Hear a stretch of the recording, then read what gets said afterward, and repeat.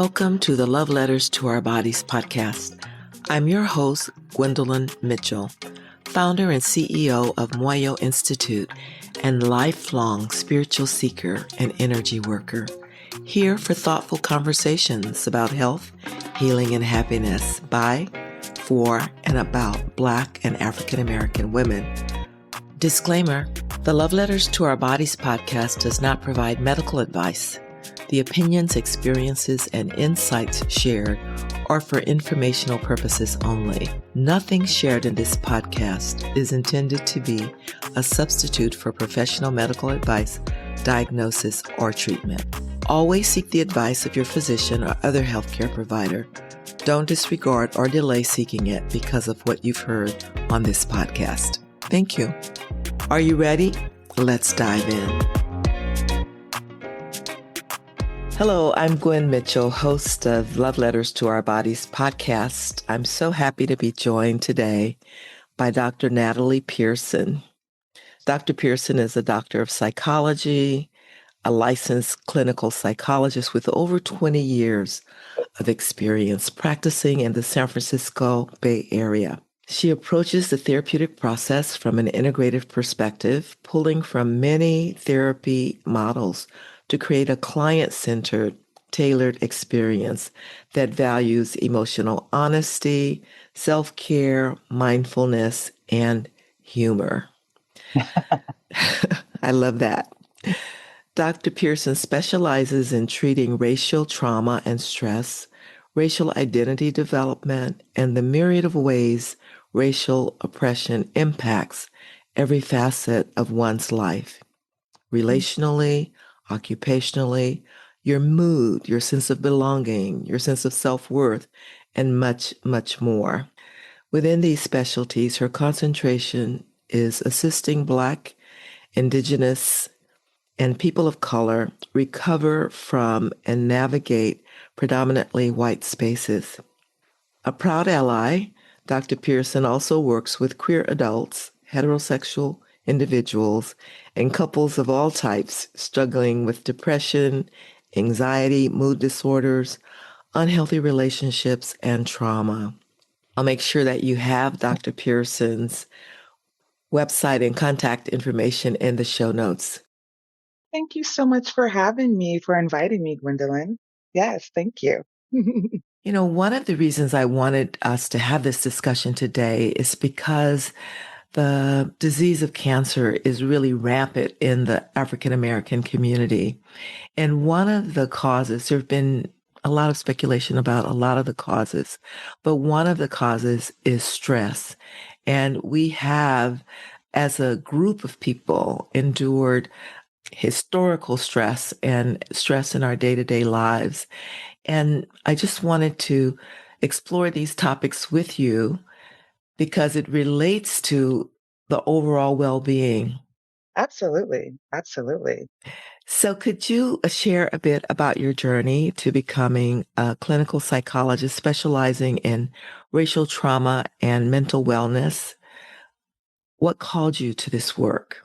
Yeah. Well, one, I just wanted to say, in general, and thinking about like stress and how it impacts us, I was really thinking about racial stress, right? Which I think like a lot of folks don't necessarily think of, like the first thing they think of when they think about stress, but that's such a constant amount of pressure that's on us, like all the time in so many different ways, especially during these times. So I say that like what brought me to psychology was my sister. My sister has a mental illness and that started to become apparent when I was 12. And I think what I was really impacted by witnessing, just my sister have a different take on reality than what was happening, what I was experiencing or what the rest of the family was experiencing. And that was the first time that I was like, oh, wow, your mind, your thoughts really create your reality. And so I think that was the first time that I really kind of got interested in just different states of consciousness and reality testing and things like that. And then I took my very first psychology class in high school, my junior year, and it just provided words to what I was seeing with my sister. and was fascinating to me. I thought I wanted to be a brain surgeon, but it turns out that I wanted to be a psychologist. And so still involved in folks' heads, but in a different way. So that started me with just thinking about psychology. And then, of course, in college, I started off like majoring in psychology, but I made better grades in sociology, which is to me, the study of the psychology of society, and Mm-hmm. minored in ethnic studies. That provided me a greater context of just race dynamics. And again, putting words to like our experience as like the collective, and graduated and worked in, when I graduated a long time ago, from undergrad, but it was not the tail end, but right around the HIV and AIDS sector or time period where the medication had come out, but it was still very much affecting the world and communities. And so that is where I kind of landed after school. And after 5 or 6 years, I said, I need to go back because I lived by the grant and I died by the grant working in the nonprofit sector. Mm-hmm. And I kind of looked at what are some of the common themes that I was working with or how I was working with people. And even if I was doing something that was administrative, I still was kind of interested in how people, their emotional well-being, their psychological well-being. And so that's what sparked me to go back to graduate school to really get the quote unquote tools to help Black folks heal from internalized depression and racism, because that also was just a constant, flow of seeing how racism was impacting us, how we internalized it, colorism, and how that was impacting our relationships with one another and ourselves. So that's kind of a very quick and dirty, synopsis of how I got here.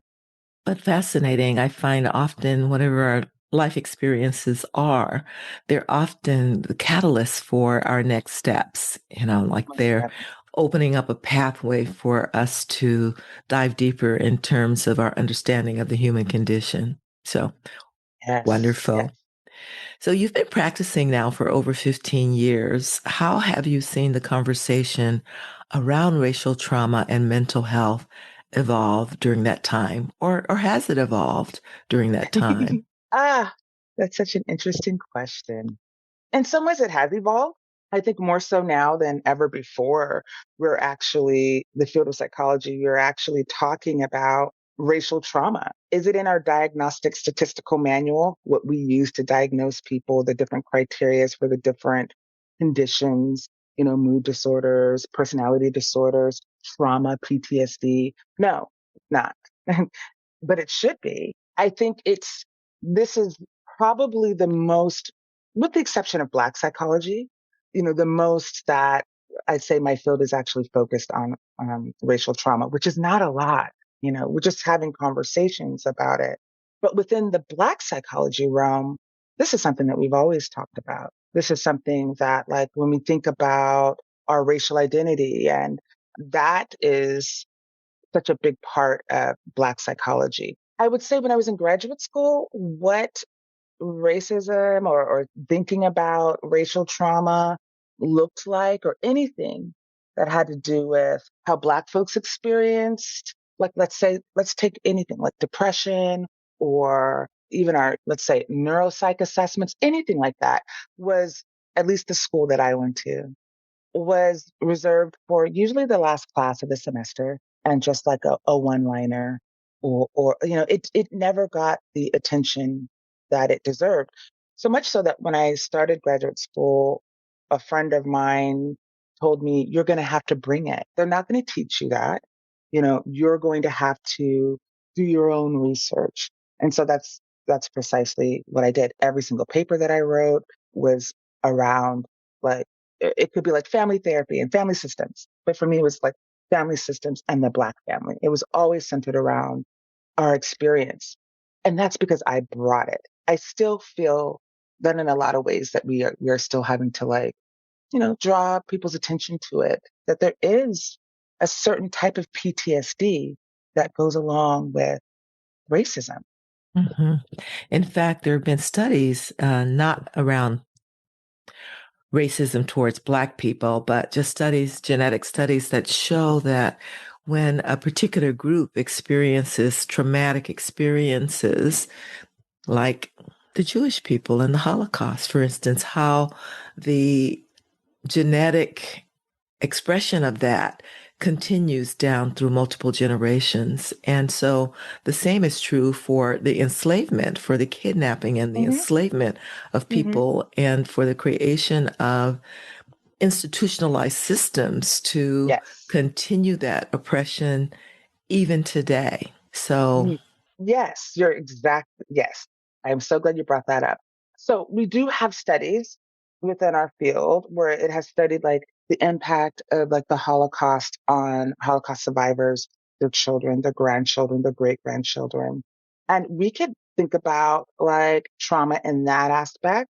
And it's so interesting because even though we're talking about that, when I was in graduate school, it was never being applied to Black folks.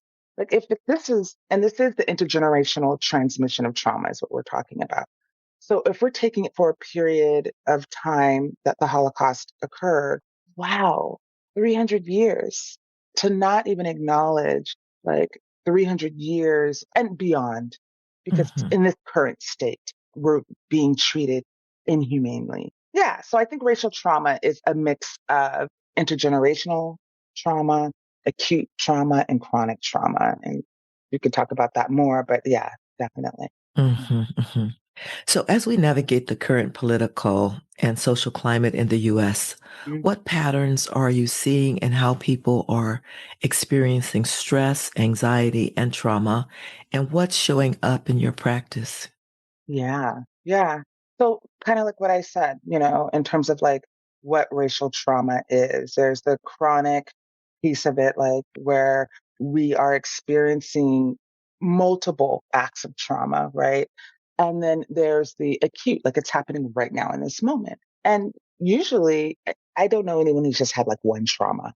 So usually the acute trauma starts to activate the chronic PTSD symptoms. And then there's just the way that it's been intergenerationally passed down. So we're going to have that, hold that in our mind in terms of like this current state. Oh my goodness. Everywhere you look, something is happening to someone brown. There's, they said the television, the revolution will not be televised. It is so televised. Yeah. And so, like, being bombarded with images of genocide that's happening to, Black and brown bodies, witnessing the dismantling of families by ICE, people in cages, people in concentration camps here in the United States, the Epstein files, Mhm. what it looks like for folks is, people are experiencing just ridiculous levels of anxiety. So the PTSD symptoms can be anything from like hypervigilance, avoidance, intrusive memories, insomnia, sleeping too much, not eating at all, eating too much. There's all these different symptoms, depressed mood, a sense of foreshortened future. And all of that comes into play where we have folks who are hypervigilant, about themselves, about their children. Are we safe? And it's not unfounded, right? Or depressed mood, for a sense of foreshortened future. Our livelihoods are our future. And so many people have been laid off, in particular, Black people, Black women. So that's constant threat. And so it impacts like how we move through this world and having to constantly establish a sense of safety. I mean, that's the first part of healing trauma is how do I reestablish a sense of safety and stability? But Mhm. how do I do that when it's just constantly, I'm being told all the time, I am not safe here. And so it kind of erodes, well, for some people, their sense of self. For some people, their relationships with one another, with themselves. How do we engage in this world where we're constantly being told, you're not wanted and we don't consider you human and we will take your rights away? So it has created a lot of instability for people. And in my practice, I'm working with people who have lost their jobs or it's impacted their ability to feel safe in their relationships or, a weariness, very exhausted fatigue, so much fatigue. And like I said, like an incredible amount of anxiety. And in some cases, folks have turned to other things to help them, like substances and all sorts of things. It's out of control right now. It's really out Okay. of control. Yes, yes. Yes, you're right. We're seeing it on the internet, on television, everywhere. Although, like I wouldn't consider this the revolution. No, This no, is no, no.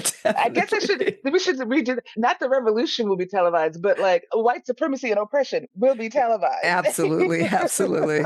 So you write beautifully about radical self-care as the ultimate form of healing and resistance. Can you help us understand what makes self-care radical versus regular? I think what makes it radical for Black and Brown bodies is that, like, that's just not allotted to us. You're supposed to be working, supposed to be in the fields, whatever those fields are. Taking care of yourself is a luxury. And so when I say radical self care, I think it looks like a myriad of things. It looks like setting boundaries. It looks like picking and choosing your battles. It looks like self preservation. It looks like saying no. It looks like saying yes. It looks like resting.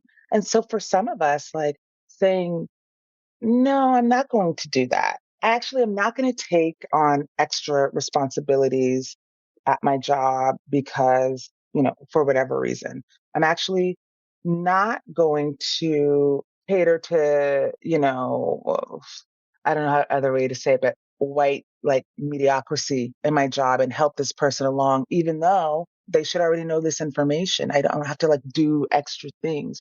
So setting these boundaries at work, setting these boundaries with family, that's a form of radical self-care. And it's because we were not allowed to say no. We were not allowed to rest. And because if we did, we were told we were being lazy.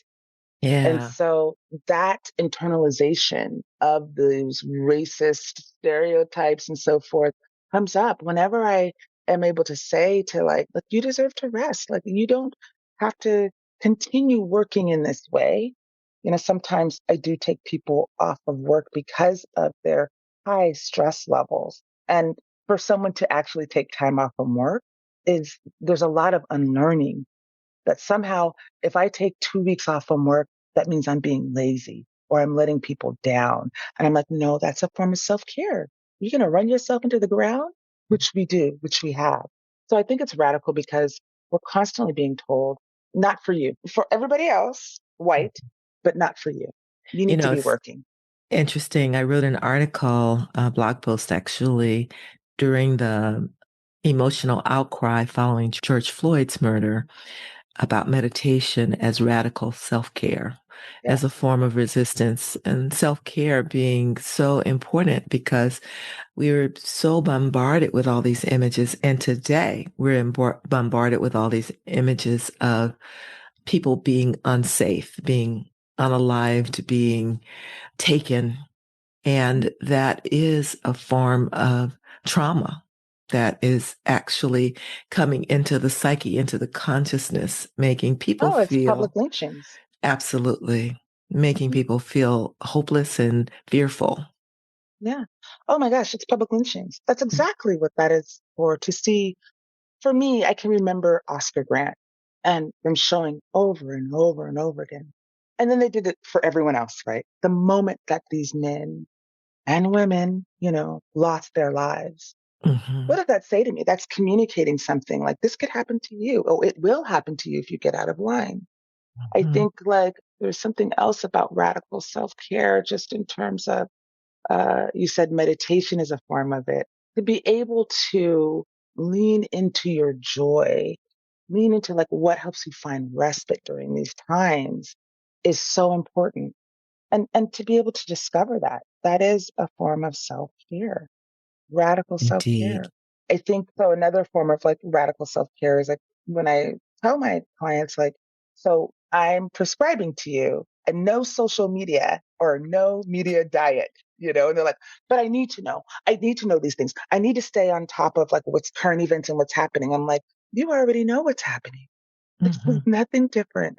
But the constant exposure is re-injurious. It's psychologically re-injurious to you. sometimes we do need to take a break. But what's ingrained in us is that if I'm not on top of things, if I'm not being constantly like getting this information, then somehow I am not doing my duty. Mhm. Mhm.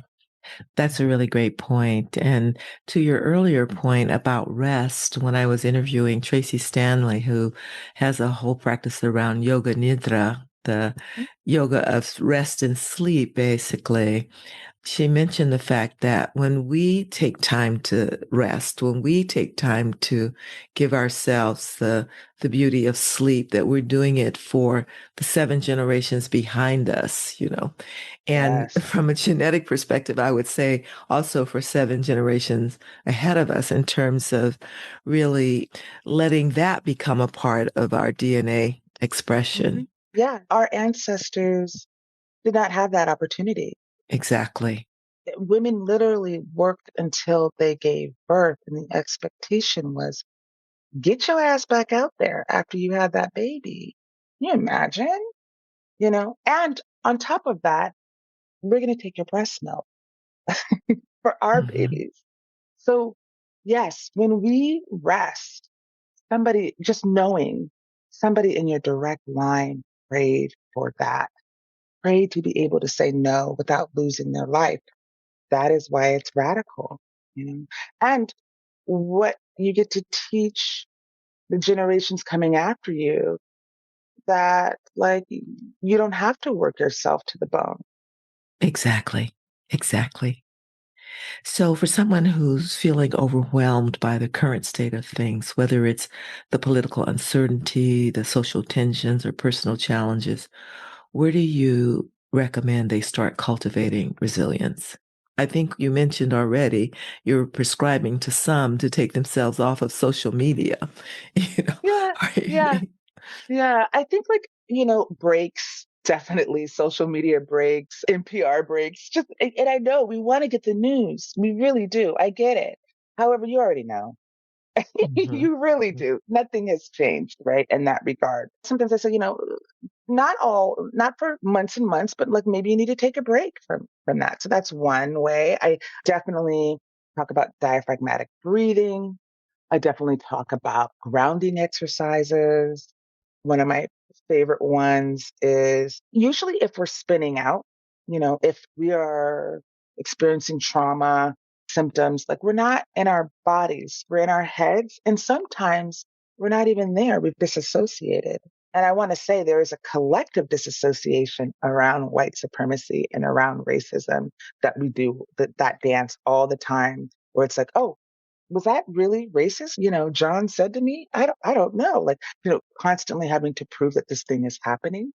And so I think grounding is like a way of getting out of our head and coming back into our body, coming back into the present moment. So grounding would look like you have five senses. If you notice that you're kind of like having some symptoms or you're feeling really out of sorts, like how do I get back into my body? Let's look at something, for instance, I'm looking at your beautiful face. And I'm going to say like five things that I see. I see your like beautiful lipstick. I see the shape of your glasses, the texture of your hair. So it's more than just like, I see Gwendolyn. It's more so really getting really focused because I'm engaging my vision.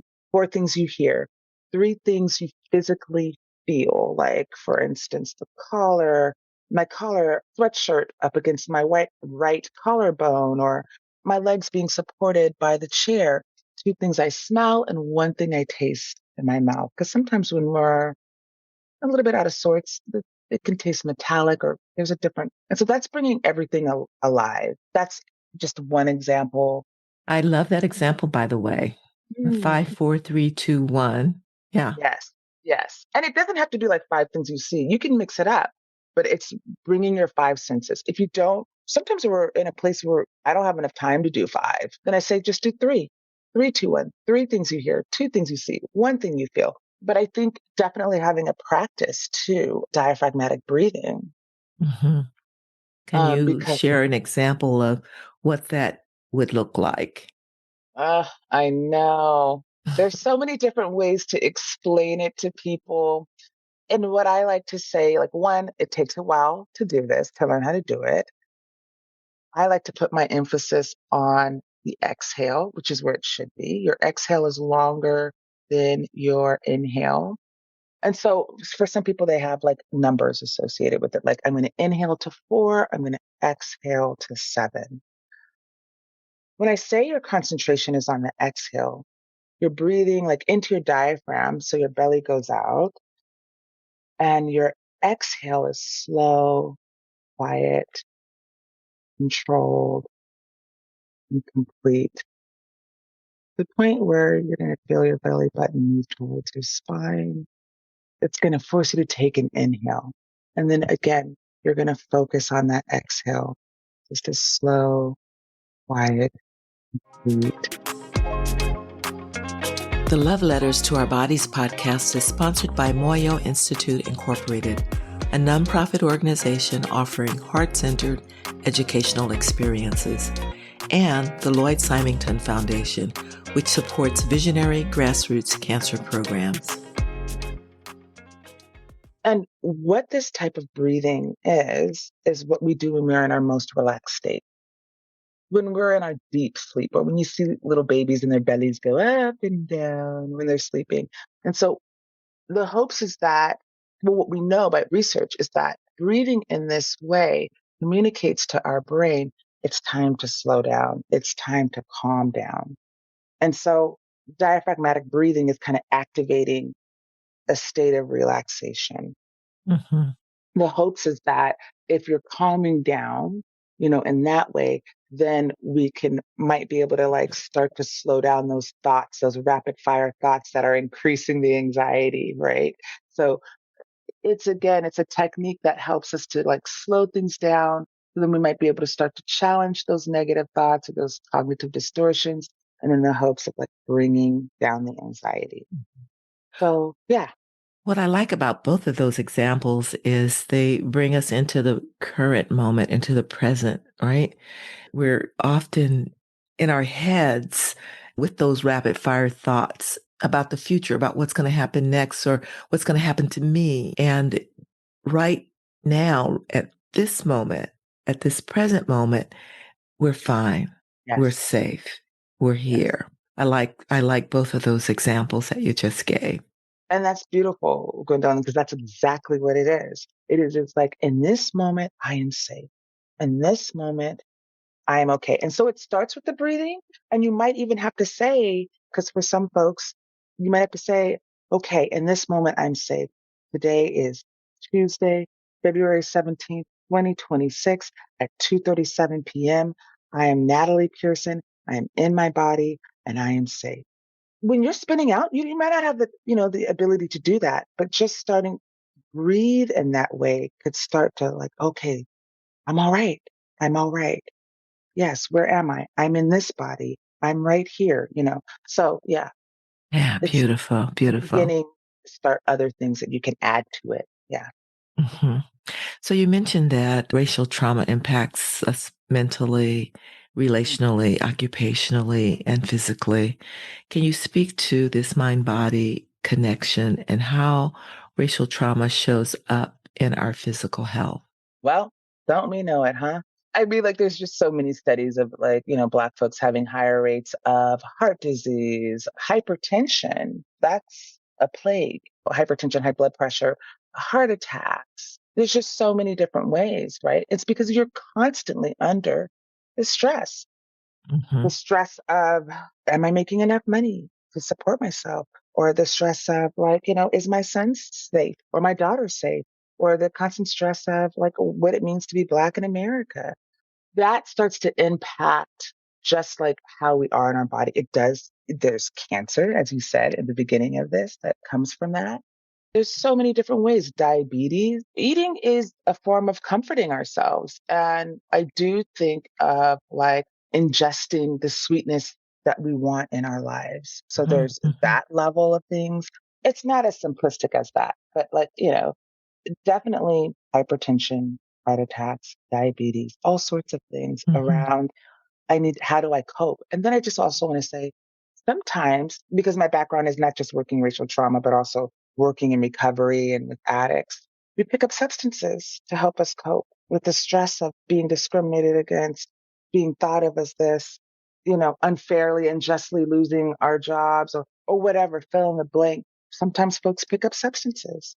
Um, Absolutely. yeah, yeah, Mhm. to check out because it's too painful. Yeah, and there's been research that shows that when a being is under chronic stress, a constant bombardment of stress, that it affects our chromosomes in our bodies. All of our chromosomes have little caps at the end. That's sort of like the way a shoelace has a little plastic cap at the end. And Mhm. these caps are called telomeres. And when there's constant stress, they begin to shorten. And so that chromosome actually, the effect of it is that there's more proclivity towards disease and the lifespan is shortened. When the chromosomes actually fray, when those telomeres actually fray, we're open to disease. And, Mhm. there was a study done in about young boys in school. I believe they were in San Francisco who had shortened telomeres, like Mm, even as at a young age because of this sort of chronic stress that's been passed down intergenerationally. absolutely. Yeah. Yes. Yes. Yeah, so we're these incredible beings with this mind body spirit connection. I love your examples of the breath because it's one of the ways that we bring these three together as well, that we become aware of the connection of the three. Yes, yes, Hmm. absolutely. I will say about breath work too, like in bringing us present centered, usually when I introduce it to clients, I say, we breathe 22,000 times a day. And we never Wow. think about this life sustaining breath, the rhythm of it. I take in just what I need. I take in enough oxygen, my body transmutes it, changes it, and out comes the waste, carbon dioxide. I don't need that anymore. But carbon dioxide goes and helps like plenty of other things on this planet. And so I'm taking in what I need and I'm releasing what no longer serves me. This is a constant thing that we're doing, right? And so it just kind of, again, that mind body connection has helped me greatly. Sometimes I start to associate affirmations with my breath work. Again, these are tools. The breath work is like the basis, and there's so many different blocks, building blocks that you could have to it. But Hmm. just, I have what I need, already built within me. That's naturally my guide. Yeah. Beautiful, beautiful. I love that. I love Mm, that. I think about that breath in terms of just really quieting us down and that, like what we don't 22,000 times. I mean, that's incredible. I never thought about that number. Um, mhm. I don't but know where I also got it from. It might be wrong, but I'm pretty sure. It's a lot of times we breathe in. it's a lot. It's a lot. But also the quality of the breath depends on our emotional state. So, Yes. for instance, when we're angry or we're enraged, we have a different breath pattern than when we are relaxed. Hmm. So actually teaching people how to access this breath work, I think is really, really important Hmm. Hmm. Yeah. When we're overall. anxious, when we're anxious, we have shorter breaths. They're kind of like, when I talk to people, I'm like, where are you breathing? Where's your breath going? Sometimes it's stuck in the throat. Sometimes it's just here, like mid chest. But the diaphragmatic breathing is like you're taking in a full breath. So yes, yes. Hmm. Beautiful, beautiful. So earlier when we were talking, you talked about setting boundaries might mean saying no to an additional workload, for instance. So I know that you've had many corporate clients, including major tech companies. What have you learned about supporting people experiencing workplace trauma or discrimination while they're still in those environments? Yeah, yeah. Yes. Oh, Lord. Setting boundaries, yes, for the purpose of this example, absolutely. Workplace, but it also goes in our relationships as well, even with our own family members, but that's for another topic and another time. What I will say, what I've noticed with my clients that are working in corporate America in tech, we're so isolated. We're so isolated. We're few and far between.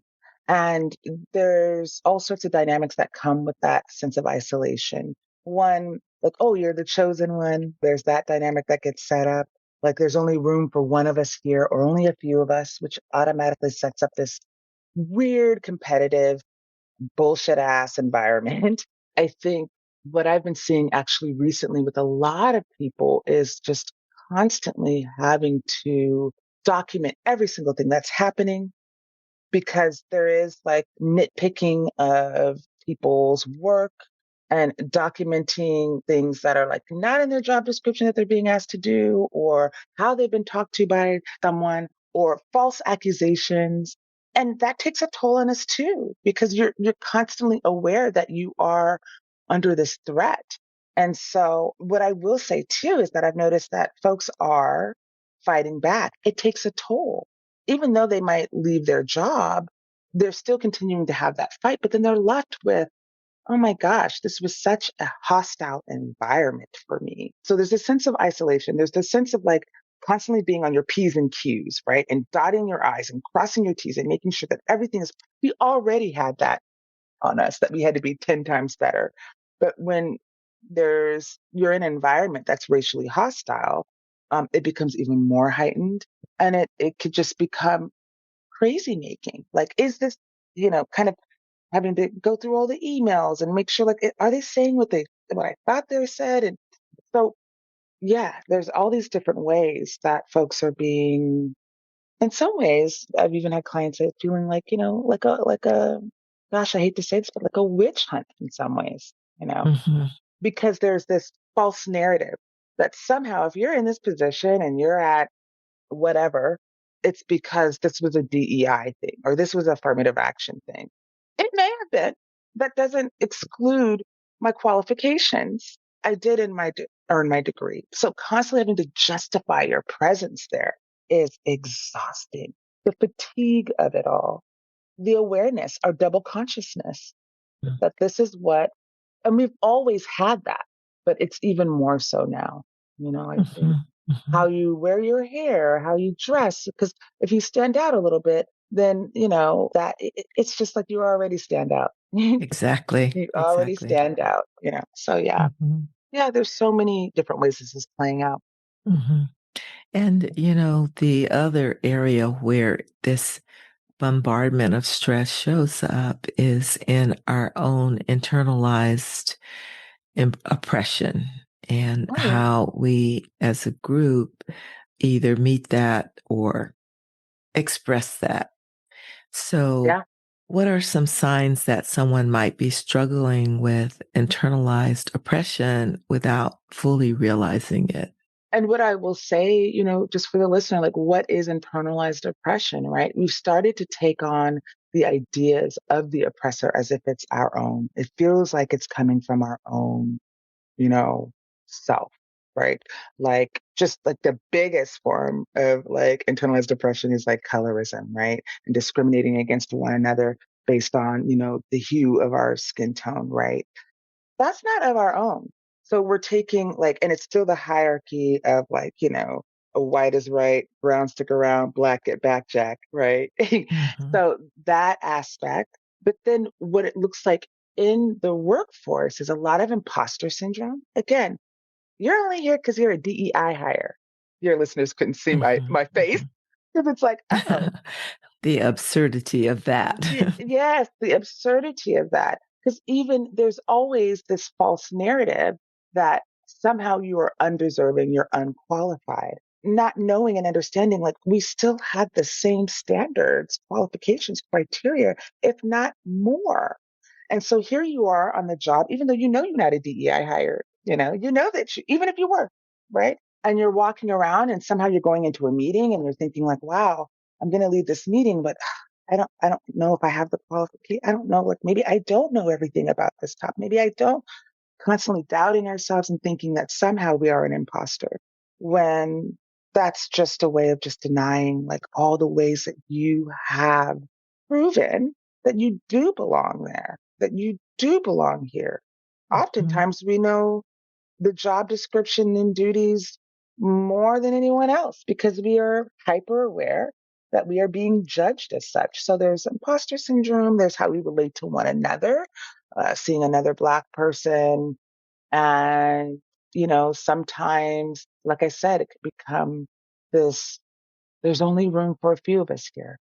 Mhm. Or the other one that I have, worked with people around is, oh, I'm so glad that there's another Black person or there's another brown person there, or there's whatever. And it's like that person has been there for a while and they're like, let me put you on how to stay here.